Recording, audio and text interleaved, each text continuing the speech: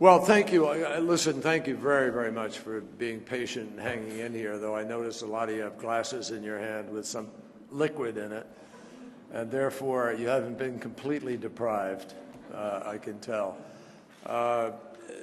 This city, during these days of UNGA, does not lend itself well to diplomatic speed dating. And unfortunately, I sort of scheduled one too many, and I just came from a meeting with my counterpart, Sergei Lavrov, and obviously we had a lot to talk about, and that's why I'm running a little bit late, and I apologize for that. Let me thank Dr. Nancy Stetson, for her work, and I'll say a word about her in a minute. But I'm also very, very privileged, and I want to say thank you to the Dutch government, the Kingdom of the Netherlands, and to Agriculture Minister Sharon Dijksma. I'm very, very pleased, and her Director General is here somewhere. I don't know, he was here a moment ago. I met him, there he is. But thank you so much for being here and being part of this and helping to launch this alliance. The Dutch government is extraordinarily committed and forward-thinking about this kind of issue, and that's exactly what we need to be right now. Putting this critical connection, this nexus between climate change and food security at the center of the agenda. I wish it were otherwise. I've been involved in this effort, Nancy alluded to it, going back to the 1970s. First thing I did when I returned from Vietnam was not protest the war, which I shortly did, but become active in Earth Day, 1970, the first Earth Day, and helped organize it in my home state of Massachusetts when 20 million Americans came out and said, we don't want to live next to toxic waste sites, we don't want to be getting cancer from Woburn Dump, things like that in Massachusetts particularly. We had the Cuyahoga River that lit on fire, literally.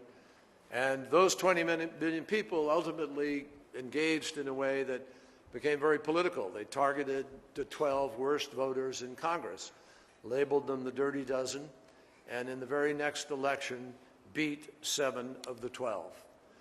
That is what brought us the Clean Air Act, the Safe Drinking Water Act, Marine Mammal Protection Act, Coastal Zone Management Act, and actually created the Environmental Protection Agency we didn't have when that first took place. So there's been a hell of a journey from there to here. And I went to Rio and the Earth Summit, 1990s and so forth. Unfortunately, it was a voluntary process. Didn't work, and we now are where we are. Hottest year in history last year.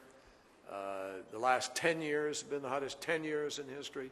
I mean, it's an extraordinary statement about the lack of willpower of governments on a global basis, ours included, to have been able thus far to be able to do what we need. I'm proud to say that President Obama is changing that.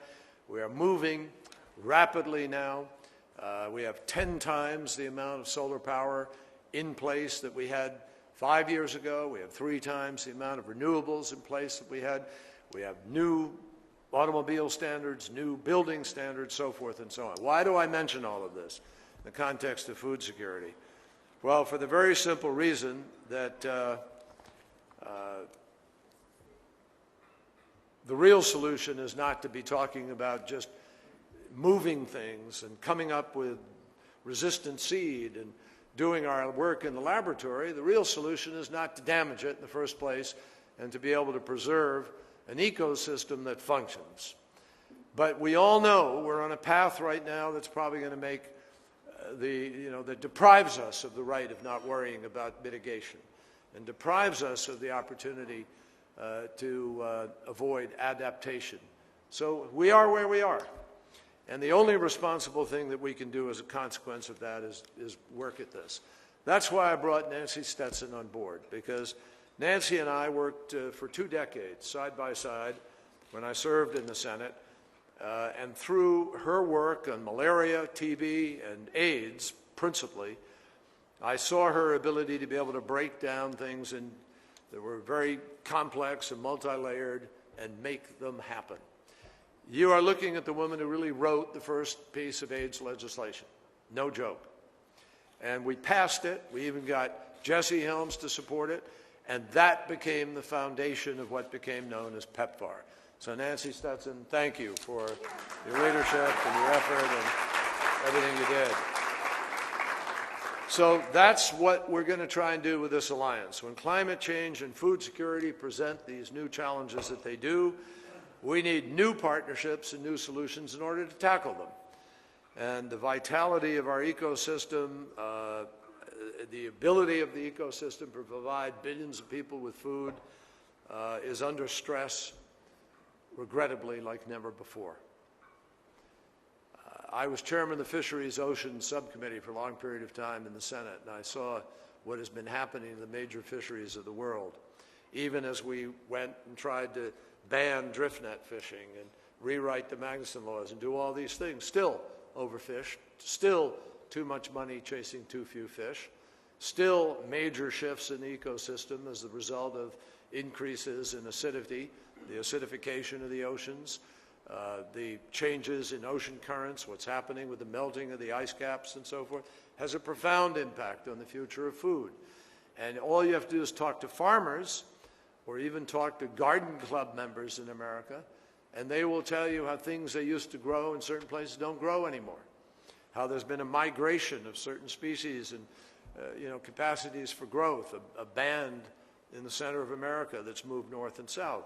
So the link is clear. Climate change affects how much food we're able to produce.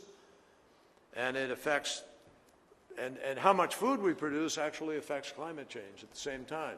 Now we see this drought that's hitting in various parts of the world, but particularly in Central America. And this alliance is going to try to bring capable partners together who have the ability to find solutions. Climate-smart agriculture. It's that simple.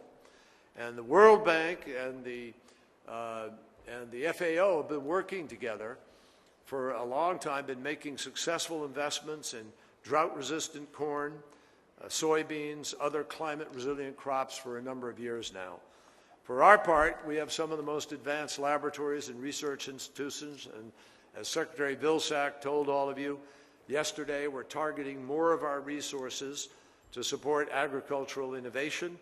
The President doubled down on this approach yesterday in his executive order, making support for climate resilience a first-tier priority across our development programs. And if you look at what's happening in Central America, you can understand why. 16 of 22 provinces in Guatemala have been declared by the government a state of emergency.